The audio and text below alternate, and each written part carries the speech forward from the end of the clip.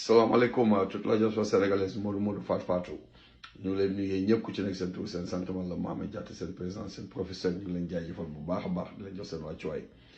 di nuyu ñëpp ñoo xamante ni ñu safoo ci TikTok bi sur live Facebook. waaw leçon du jour moromu mbéy de ànd ak moromu mbéyam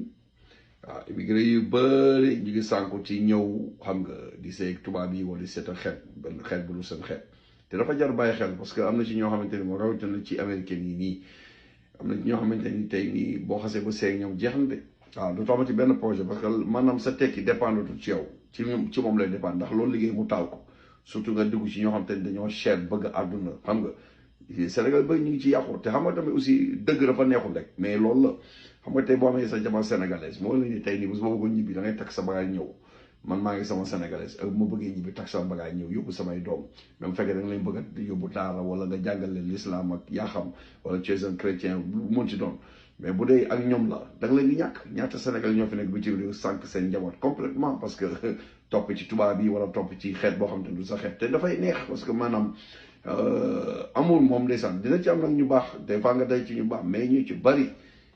yaakaar naa ni day sànq sa àdduna rek ngay def moo tax yooyu yëpp da ngeen ci bàyyi xel dafa am solo ci koo xam te dafay dem di wut xam ni àll boo gis am na lu tuuti nga ñëw si donc yooyu dafa jar sóoraale moo tax moo mu béy di ànd ak moo mu béyee moom la gisul lu woy te loolooy dëgg waaw ni kii daal boo ànd ak sa xeet doo sonn waaye boo àndul lu dul sa xeet tamit nga jël fi ay doom yoo xamante ni bu ëllëgee après ñu sànku wala nga bëgg a ñibbi Sénégal munoo dem wala munoo fexe ba tekki ba nga leen takkee ba léegi munoo fexe ba am ab pàkk Sénégal munoo fexe ba jënd terrain munoo fexe ba tabax kër parce que léegi yow sa tekki dem dépendre du ci yow ci moom la dépendre ndax chaque jour muy lay wutal ay programme man xam naa ci dara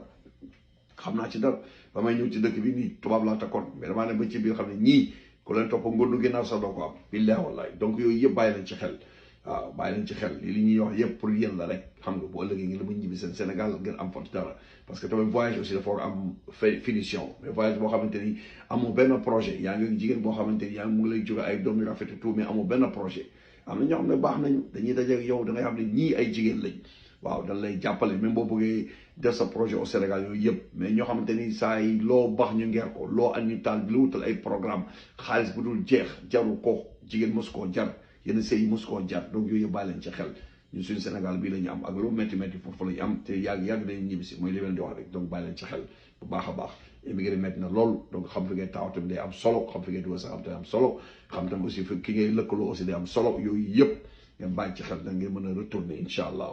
waaw donc tey loolu moo doon la leçon du jour asalaamaaleykum wa rahmatullah